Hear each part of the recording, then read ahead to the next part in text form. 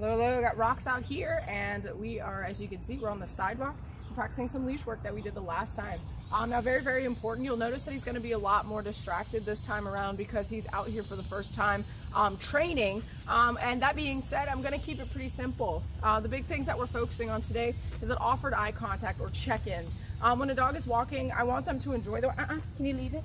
You gotta leave it. You gotta leave it. Good boy. Good boy. I want them to enjoy the walk, want them to sniff around, but I don't want them to get so far ahead of you and pulling and just completely distracted. So check-ins are really important, and all that is that I offered eye contact where he's continually looking up and just checking in, exactly what it sounds like. Good boy.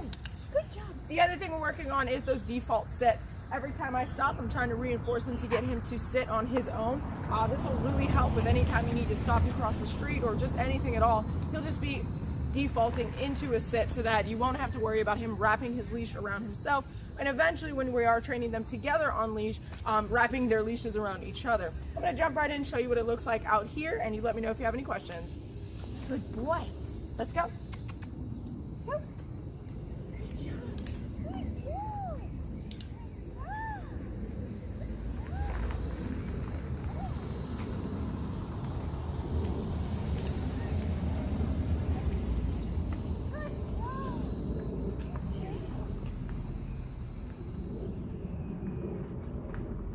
Good job. I can see he's getting pretty good at that default sit, which is pretty cool.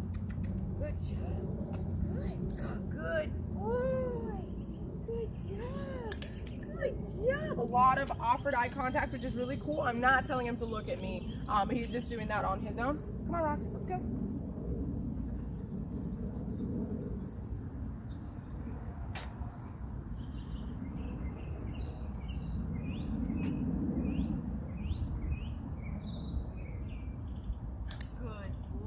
Good job, boy. Good job. You gotta leave it. Let's go. Okay. Come on. Let's go. Good boy. Good leave it. Good job. Good job. Now, I did just try out leave it there. It is going to be really difficult. There's other learning going on for him. He's catching all the smells. He's really just discovering his environment. So that's why I'm keeping it really simple. And I'm not going to, stress out if I don't get the first leave it, because he's really just learning about everything around him. So why would he want to leave it alone if he's never, been around it before?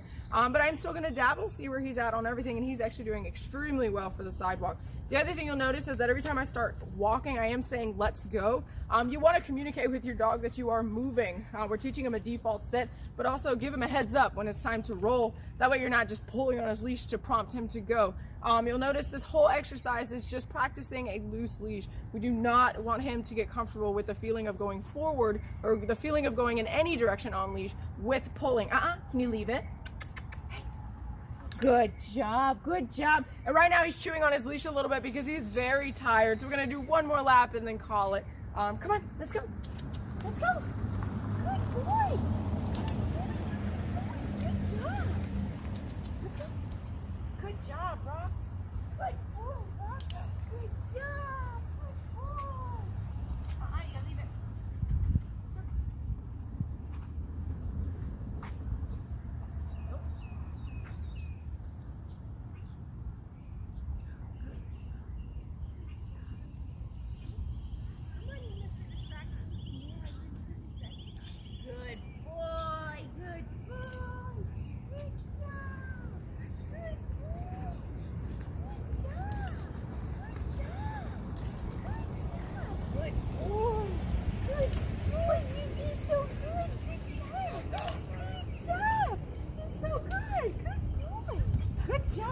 All right, he is doing awesome. As usual, please let us know if you have questions.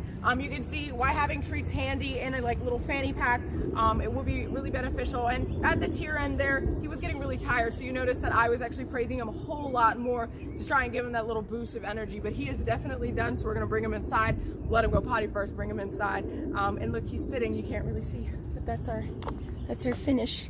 See, I'm a rock star. You're a rock star. We'll see you later.